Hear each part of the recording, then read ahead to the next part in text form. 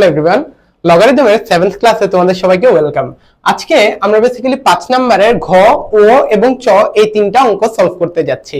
So কথা না বাড়ায় ফার্স্টে আমরা লেখা শুরু করি। ফার্স্টে যে কোশ্চেনটা দেয়া আছে ওটা একটু লিখি। আর আমি কোশ্চেনটা লিখতে লিখতে একটু তোমরাই চিন্তা ভাবনা করো তো ভাই, এই ধরনের অঙ্ক কি আমরা আগে করছি কিনা, দেখি কেউ আদৌ পারো কিনা। কেউ যদি অ্যাজিউম করে থাকো যে এটা কোন টাইপের অঙ্কটার সাথে একদম সিমিলার, তাহলে ভাইয়া কমেন্ট সেকশনে অবশ্যই জানাবে। আর ভাইয়া কোশ্চেনটা লিখে ভাইয়া বল দিচ্ছি, c to the power p plus b to the power minus n times a to the power p plus 1 divided by 1 plus c inverse of p times a to the power m plus c inverse of p times b to the power n।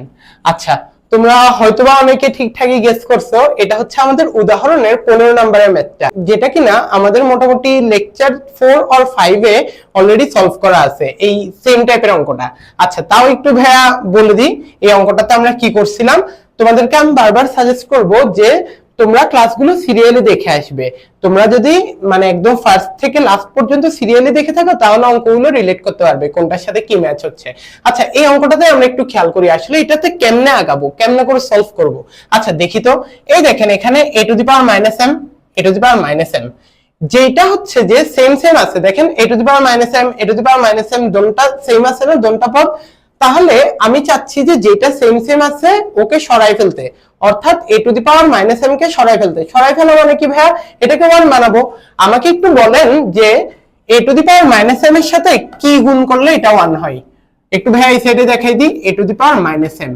আমি যদি একে a to the power m দিয়ে গুণ করি তাহলে কি হচ্ছে দেখেন, বেস সেম পাওয়ার ডিফারেন্ট মাঝে আছে গুণ, একটা বেস লিখে যোগ হবে না পাওয়ার গুলো। এই যে একটা বেস লিখলাম, প্রথম পাওয়ার মাইনাস m, পরের পাওয়ার শুধু m। তাহলে কি যোগ বিয়োগ করলে এখানে কি থাকে, a টু দি পাওয়ার 0 থাকে। আর a টু দি পাওয়ার 0 মানে কি 1। বুঝছি আমি যেটা বুঝাতে যাচ্ছি ভাইয়া, আমি এখানে কি সরাতে যাচ্ছি, a to the power minus m সরাতে যাচ্ছি। তাহলে কি দিয়ে গুণ করব, a to the power m দিয়ে গুণ করব।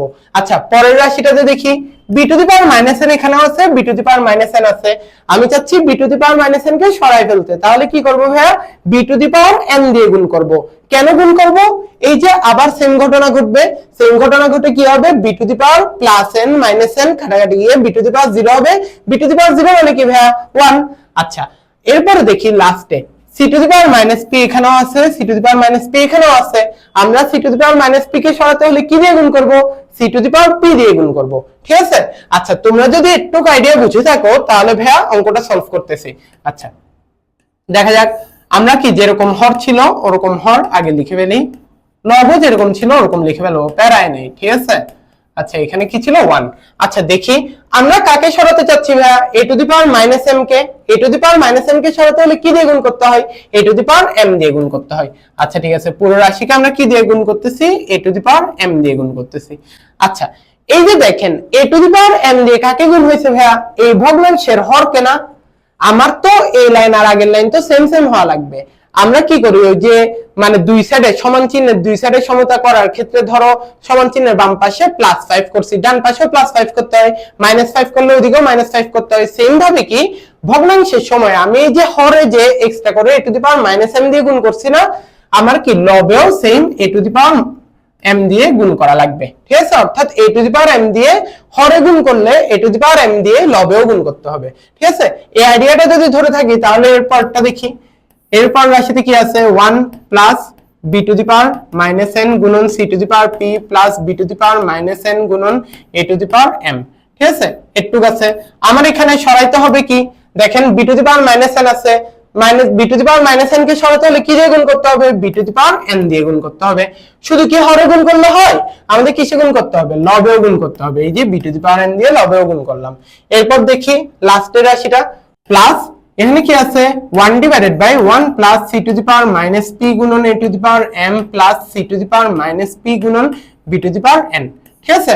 এখানে দেখেন কি আছে, c to the power minus p আছে, c to the power minus p কে সরাতে হলে কি দিয়ে গুণ করতে হবে, c to the power p দিয়ে গুণ করতে হবে। আচ্ছা ঠিক আছে, c to the power p দিয়ে আমরা গুণ করতেছি। এখন খালি কি c to the power p দিয়ে হরে গুণ করলে হবে, লবেও গুণ করতে হবে না, c to the power p। বুঝছে এতটুকু? এতটুকু যদি বুঝে থাকি তাহলে দেখেন আমরা কি a to the power m দিয়ে নিচের প্রত্যেকটা পদকে গুণ হবে না, গুণ করে দিই। a to the power m দিয়ে 1 কে গুণ করলে a to the power m যোগ a to the power m গুণন a to the power minus m গুণন b to the power n plus a to the power m গুণন a to the power minus m গুণন c to the power p। আর উপরে দেখেন 1 দিয়ে a to the power m কে গুণ করলে a to the power m ই থাকে। তাহলে same ভাবে পরের রাশিটা b to the power n দিয়ে নিচের প্রত্যেকটা পদকে গুণ করলে কি হয়, b to the power n দিয়ে 1 কে গুণ করলে b to the power n, এরপরের পদকে গুণ করলে b to the power n গুণন b to the power minus n গুণন c to the power p plus b to the power n গুণন b to the power minus n গুণন a to the power m। ঠিক আছে, আর লবে দেখেন 1 গুণন b to the power n, তাহলে কি 1 দিয়ে গুণ করলে সেমই থাকে b to the power n যোগ এরপর রাশিতে কি হচ্ছে, হরে c to the power p দিয়ে প্রত্যেকটা পদকে গুণ করব, c to the power p দিয়ে 1 কে গুণ করলে আমাদের কি থাকে, c to the power p থাকে যোগ এরপর কি c to the power p গুণন c to the power minus p গুণন a to the power m। এরপর কি আসতেছে আমাদের c to the power p গুণন c to the power minus p গুণন b to the power n। বুঝছি? আর লবে কি 1 গুণন c to the power p মানে কি c to the power p থাকবে। বুঝছি এতটুকু? আচ্ছা, একটু যদি বুঝে থাকে এরপর হচ্ছে একদম নরমাল হিসাব নিকাশ, তোমাদেরকে অলরেডি ভাইয়া ওই সাইডে করে দেখাইছি। দেখি এখানে কি থাকতেছে আমাদের, এই ভগ্নাংশের দেখেন লবে a to the power m ছিল, থাকুক প্যারাই নাই। নিচে দেখেন a to the power m যোগ, আচ্ছা একটু খেয়াল করি তো ভাই, আমাদের এখানে a to the power m গুণন a to the power minus m না, এই যে a to the power m গুণন a to the power minus m, এরকম থাকলে আমাদের কি হয়, গুণফল কি 1 হয়ে যায় না? এই যে ভাইয়া কিন্তু এই সাইডে দেখাইছি, মানে যদি দুইটা পদের আমার কি বেসটা সেম থাকে, পাওয়ারও সেম, আসলে খালি সংখ্যার মধ্যে পার্থক্য থাকে, তখন ওদেরকে গুণ করে ইভেন্চুয়ালি অ্যানসারটা আসে সবসময় 1। খেয়াল রাখবেন। তাহলে কি a to the power m গুণন a to the power minus m, এটা মিলে কত হচ্ছে 1। 1 দিয়ে তাহলে কাকে গুণ হবে ভাইয়া, b to the power n কে গুণ হবে। 1 দিয়ে b to the power n কে গুণ করলে কি থাকে, b to the power n ই থাকে। তাহলে এই যে ভাইয়া এটা লিখে দিলাম b to the power n plus এখানেও সেম ঘটনা। আবার দেখেন এখানে কি আছে, a to the power m গুণন a to the power minus m, এই দুইজন গুণ করে কি হবে 1 হবে। 1 দিয়ে c to the power p কে গুণ করতেছি, 1 দিয়ে c to the power p কে গুণ করলে কি থাকে ভাইয়া, c to the power p থাকে। আচ্ছা যোগ এটা একটু দেখি, b to the power n লবে আছে থাকুক, হরে কি আছে দেখেন b to the power n যোগ এখানেও সেম ঘটনা দেখেন b to the power n গুণন b to the power minus n, দুটো পদেরই বেস সেম, পাওয়ার গুলো সেম, কিন্তু সংখ্যার মধ্যে একটা প্লাস একটা মাইনাস, গুণ করে কি আসবে ভাইয়া, সবসময় 1 আসবে। এই যে এই সাইডে কিন্তু ভাইয়া অলরেডি প্রুফ করে দেখাইছি, দেখেন এটা গুণ করলে কি আসতেছে 1 আসতেছে, 1 দিয়ে c to the power p কে গুণ করলে কি c to the power p বসে যাবে। এরপরে দেখেন b to the power n b to the power minus n, আবারও 1 দিয়ে a to the power m কে গুণ করলে a to the power m ই থাকে। ঠিক আছে? আচ্ছা, আশা করতেছি ভাইয়া তোমরা সবাই বুঝতে পারতেছো ভাইয়া কেমনে করতেছি এই অঙ্কটা।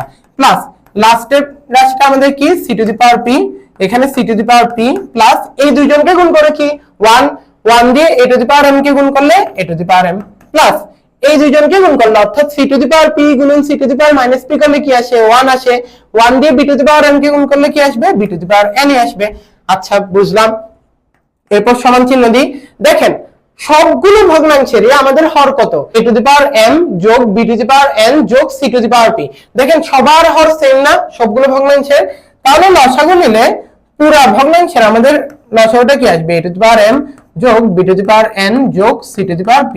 আচ্ছা, এই যে লসাগুকে আমরা যদি প্রথম ভগ্নাংশের হর দিয়ে ভাগ করি কত আসবে, 1 আসবে। 1 দিয়ে a to the power m কে গুণ করলে কি a to the power m ই থাকে। তারপরে এই যে মাঝে যোগ চিহ্ন, এই যে যোগ চিহ্ন বসাইছি।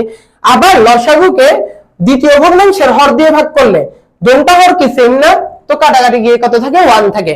1 দিয়ে b to the power n কে গুণ করলে কত থাকবে b to the power n।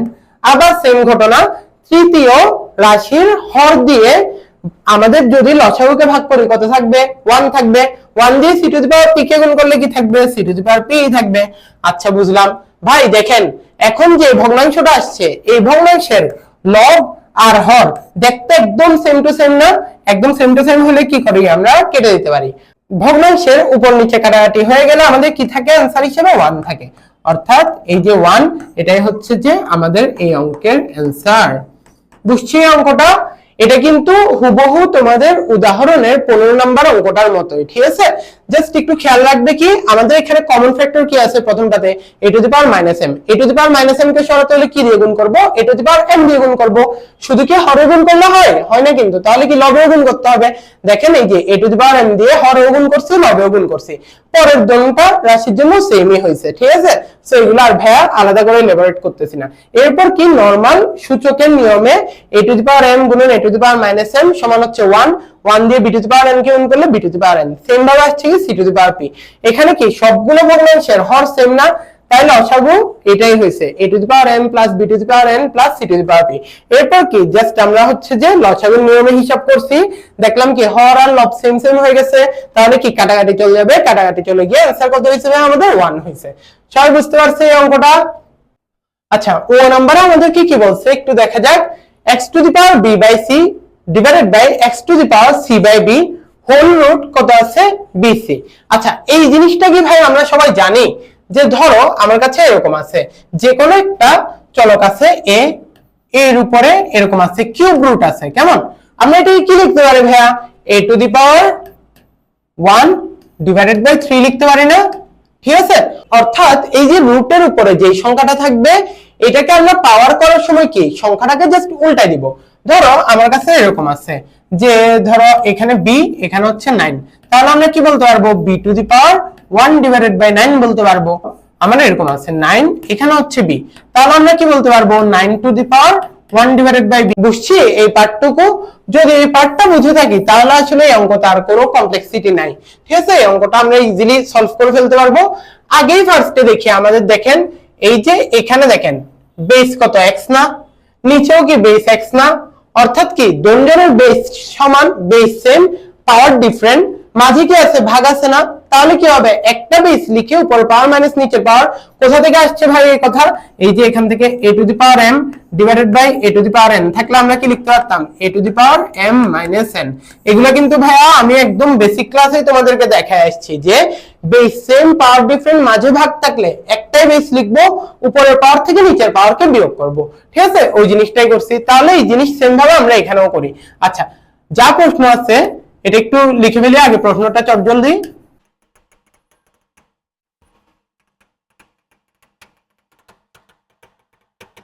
এখানে দেখেন আমি কি বলছি যে ফার্স্টে আমরা দেখতেছি কি x to the power b by c divided by x to the power c by b। এখানে কি বেস সেম পাওয়ার ডিফারেন্ট মাঝে ভাগ আছে না, তাহলে একটাই বেস লিখে উপর পাওয়ার মাইনাস নিচে পাওয়ার করব। দেখা যাক আমরা কি একটাই বেস লিখলাম x, উপর পাওয়ার কত b বাই c মাইনাস নিচের পাওয়ার কত c বাই b। আচ্ছা এখানে দেখেন আমাদের রুটের উপর কি আছে bc না, তাহলে এই পুরো রাশির উপর আমরা কি লিখতে পারবো ভাই 1 ডিভাইডেড বাই bc লিখতে পারবো। কেন? আমি তোমাদেরকে বলছি যে রুটের উপর যে সংখ্যাটা থাকবে ওই সংখ্যাটাকে পুরা পদের উপর গিয়ে 1 ডিভাইডেড বাই ওই সংখ্যাটাই হবে, ঠিক আছে? এই ক্ষেত্রে bc ছিল তাই 1 ডিভাইডেড বাই bc লিখলাম। আচ্ছা ঠিক আছে দেখা যাক এরপর গুণন। এখানে দেখেন আবার x to the power c divided by a minus a divided by c। আচ্ছা এর উপরেও সেম, আমাদের কি রুটের উপর কি আছে ca না, তাহলে এটা কি হবে 1 ডিভাইডেড বাই ca। তাহলে দেখি আমাদের একদম ফাইনাল পদটা কি হচ্ছে গুণন x to the power a divided by b minus b divided by a। পুরা পদের উপর আমার কি হবে, পুরা পদের উপর হবে 1 ডিভাইডেড বাই ab, ঠিক আছে? 1 ডিভাইডেড বাই ab। বুঝছি? একটু যদি বুঝে থাকি আসলে আমাদের অঙ্কটা কিন্তু সলভ করা হয়ে গেছে অলমোস্ট। আচ্ছা দেখি এরপর হচ্ছে জাস্ট আমরা নরমাল হিসাব নিকাশ। এখানে দেখেন কি হচ্ছে লসাগু নিলে কি হবে bc। আচ্ছা লসাগুকে আমরা প্রথম ভগ্নাংশের হর দিয়ে ভাগ করলে অর্থাৎ c দিয়ে ভাগ করলে কি থাকবে b, b দিয়ে উপরে b কে গুণ করলে কি আসবে b স্কয়ার মাইনাস এই যে লসাগু কত bc, bc কে যদি আমরা b দিয়ে ভাগ করি কি থাকে c, c দিয়ে উপরে c কে গুণ করলে c স্কয়ার, ঠিক আছে? বাইরে কি ছিল 1 ডিভাইডেড বাই bc, ওইটার মতো থাকুক প্যারা নাই। তারপর দেখি আবার same x to the power ac, আর এখানে কি হবে দেখেন c square minus a square আর whole to the power 1 divided by ca। যারা ফার্স্ট স্টেপটা বুঝে নাই আবার আমি এখানে বুঝাচ্ছি। দেখেন এই দুইটা ভগ্নাংশের অর্থাৎ a by b minus b by a, এখানে লসাগু কি হবে ab হবে। এই যে লসাগুকে প্রথম ভগ্নাংশের হর কত b না, b দিয়ে ab কে ভাগ করলে কি b b কাটা চলে যাবে, থাকবে কি a, a দিয়ে উপরে a কে গুণ করলে হচ্ছে a স্কয়ার মাইনাস চিহ্ন বসালাম। এই যে লসাগু অর্থাৎ ab কে যদি আমরা a দিয়ে ভাগ করি a কাটা যাবে না, তাহলে থাকবে কি b থাকবে, b দিয়ে উপরে b কে গুণ করলে b স্কয়ার আর একদম উপরে কি আছে 1 ডিভাইডেড বাই a b। আচ্ছা ঠিক আছে দেখা যাক। এখন দেখেন আমরা আরো একটা ল শিখছিলাম না যে ভাই আমার যদি একটাই বেস থাকে, ধরো a, বেসের উপর পাওয়ার আছে m, এর উপর পাওয়ার আছে আবার n, তাহলে কি হয় বেসটা রেখে দোনটা পাওয়ার কি গুণ হয়ে যাবে না, এই লটা হচ্ছে যে আমরা এখানে ইউজ করব। একটু খেয়াল করি তাহলে একটাই বেস x, এখানে পাওয়ার কি বি স্কয়ার মানে C square divided by BC, এর উপরে আবার পাওয়ার কি 1 ডিভাইডেড বাই বিসি না, তাহলে কি পাওয়ার গুলো গুণ হয়ে যাবে। দেখি পাওয়ারের লব কত, এটা বি স্কয়ার মানে সি স্কয়ার, এখানে লব কত 1, 1 দিয়ে গুণ করলে এটাই থাকবে, তাহলে কি B square minus C square থাকলো। আর দেখেন প্রথম ভগ্নাংশের আমাদের হর কত বিসি, দ্বিতীয় ভগ্নাংশের হর কত বিসি, যেহেতু হর হর গুণ হচ্ছে তাহলে কি হবে বি স্কয়ার সি স্কয়ার হবে গুণন x টু দি পাওয়ার, এখানে কি হবে তাহলে সেম ভাবে C square minus a square divided by a square C square গুণন x to the power a square minus b square divided by a square b square. বুঝছি? আচ্ছা একটুকু যদি বুঝে থাকি ভাই, তাহলে আমাদের ফাইনালি আরেকটা ল, যেটা হচ্ছে আমাদের সূচকের one of the most important law ছিল, যে একটা বেস ধরো a to the power m গুণন a to the power n। আমি যেটা বুঝাতে চাচ্ছি বেস সেম, অবশ্যই বেস সেম, পাওয়ার ডিফারেন্ট, অবশ্যই পাওয়ার ডিফারেন্ট, মাঝে কি আছে গুণ আছে, তাহলে কি একটাই বেস লিখে পাওয়ার গুলো কি যোগ হয়ে যায় না? ঠিক আছে, এই সেম জিনিসটা দেখেন এখানে আসছে কেমনে, এই যে তিনটা পদেরই দেখেন আমাদের কি বেস কত x না, বেস x সবার মাঝে কি আছে গুণ আছে না, তাহলে কি বেস সেম, পাওয়ারটা ডিফারেন্ট দেখাই যাচ্ছে, মাঝে কি আছে গুণ আছে, তাহলে কি একটা বেস লিখে সবগুলো পাওয়ারকে আমরা যোগ করে দিব। তাহলে কি একটা বেস লিখলাম x, সবগুলো পাওয়ারকে যোগ করতেছি, তাহলে প্রথম পাওয়ারটা কি B square minus C square divided by B square C square, যোগ দ্বিতীয় পাওয়ার কি C square minus A square divided by A square C square, যোগ লাস্টের পাওয়ারটা কি ভাই আমাদের a square minus b square divided by a square b square. বুঝতে পারছি এতটুকু? আচ্ছা এইবার জাস্ট আর কিছু না, আমরা নরমাল হিসাব নিকাশ করব। দেখি x টু দি পাওয়ার, এই যে তিনটা আমাদের আলাদা আলাদা ভগ্নাংশ আসছে, ওদের মধ্যে যোগ চিহ্ন আছে, আমরা কি ওদের লসাগু নিতে পারবো না? এদের লসাগুটা কি হবে আমাদের a square b square c square, a square b square c square. আবার সেম ঘটনা, লসাগুকে প্রথম ভগ্নাংশের হর দিয়ে ভাগ করেন, বি স্কয়ার সি স্কয়ার দিয়ে ভাগ করলে কি থাকে এ স্কয়ার হয়ে যাবে না, এ স্কয়ার দিয়ে এই যে উপরের লবটাই গুণ হবে, এ স্কয়ার গুণন B square minus C square, যোগ লসাগুটা আমাদের কত দেখেন A square B square C square, দ্বিতীয় ভগ্নাংশের হর কত এ স্কয়ার সি স্কয়ার, ভাগ করলে কি থাকবে বি স্কয়ার থাকবে না, বি স্কয়ার দিয়ে এই যে দ্বিতীয় ভগ্নাংশের লবকে গুণ করেন, বি স্কয়ার দিয়ে C square minus A square কে গুণ করলাম, আবার যোগ চিহ্ন দিলাম। দেখেন আবার বলি আমাদের লসাগুটা কত A square B square C square, তৃতীয় ভগ্নাংশের হর কত A square B square, A square B square দিয়ে এটাকে ভাগ করলে কি থাকবে ভাই সি স্কয়ার হয়ে যাবে না, তাহলে সি স্কয়ার থাকলো। উপরে দেখেন ভগ্নাংশটার লব কত A square minus B square না, এটার সাথে গুণ হয়ে যাবে এ স্কয়ার মাইনাস বি স্কয়ার। বুঝছি এতটুকু? দেখো যদি তোমরা একটু বুঝে থাকো তাহলে ভাই ওই সাইডে হচ্ছে যে বাকি অঙ্কটুকু করতেছি। আচ্ছা তাহলে ওই সাইডে আমরা একটু খেয়াল করি, এখানে কি x টু দি পাওয়ার লসাগু তো সেমই আছে a square b square c square. এখন দেখেন প্রথমটাকে আমরা কি করছিলাম b square minus c square কে কি দিয়ে গুণ করছিলাম a স্কয়ার দিয়ে গুণ করছিলাম, তাহলে a স্কয়ার দিয়ে কি দুটো পদকে আলাদা আলাদা ভাবে গুণ হবে না, অর্থাৎ a স্কয়ার b স্কয়ার, দেখেন এখানে থাকতেছে আমাদের a square b square minus a square c square plus দিয়ে এখানে দেখেন বি স্কয়ার দিয়েও কি এই দুইটাই গুণ হবে না, অর্থাৎ বি স্কয়ার দিয়ে কি সি স্কয়ার কে গুণ হবে, এ স্কয়ার কে গুণ হবে, সি স্কয়ার কে গুণ হলে কি হবে B square C square minus B square A square plus, এরপরে দেখি আমাদের কি থাকতেছে সি স্কয়ার দিয়ে কাকে গুণ হবে A square minus B square কে, তাহলে কি থাকতেছে আমাদের A square C square minus B square C square, এটা আমাদের থাকতেছে। বুঝছি? আচ্ছা এখন দেখেন তো এই যে ওখানের ভগ্নাংশের যেটা লবের মধ্যে এই দেখেন a স্কয়ার b স্কয়ার কি প্লাস আছে না, প্লাস থাকলো, আবার দেখেন a square b square minus আছে, তাহলে কি প্লাস মাইনাস কাটাকাটি, minus a square c square এই যে plus a square c square এটাও কাটাকাটি, দেখেন plus b square c square এখানে আছে minus b square c square, তাহলে এটাও কাটাকাটি চলে গেল। একই লাইনে থেকে যদি যোগ বিয়োগে কাটাকাটি যায় তাহলে কি থাকবে এখানে শূন্য থাকবে। বুঝছি? যদি শূন্য থাকে তাহলে এখানে কি হচ্ছে x to the power 0 divided by a square b square c square. ঠিক আছে, এখানে একটু খেয়াল করি যে কোনো ভগ্নাংশের হরে যা থাকবে থাকুক, যদি লবে 0 থাকে পুরো ভগ্নাংশটা কি হয়ে যায় ভাইয়া 0 হয়ে যায়। ঠিক আছে, ওই জন্য লিখলাম x টু দি পাওয়ার 0, আর x টু দি পাওয়ার 0 মানে কি x টু দি পাওয়ার 0 মানে হচ্ছে যে 1, আর এটাই হচ্ছে আমাদের অ্যানসার। বুঝতে পারছি এই অঙ্কটা খুবই ইজি একটা অঙ্ক। জাস্ট তোমাদের এখানে একটাই জিনিস জানা লাগছে যে ভাই আমার যদি কখনো রুটের উপরে, ধরো সাপোজ আমাদের এরকম a আছে, a এর উপরে রুটে আছে ধরো কত কথা 9, ঠিক আছে, আমরা কি লিখতে পারবো, এটাকে a লিখবো, আর এই যে রুটের উপরে যে 9 ছিল এটাকে আমরা কি করব, পাওয়ার হিসেবে নিয়ে যাব, কিন্তু 9 হবে না, 1/9 হবে, ঠিক আছে। এটা জাস্ট মাথায় রাখা লাগছে, এন্ড এটা কাজে লাগাই হচ্ছে আমরা পুরো অঙ্কটা করছি। হোপফুলি তোমরা অঙ্কটা বুঝতে পারছো। ভাইয়া তাহলে নেক্সট ম্যাথটাতে যাচ্ছি।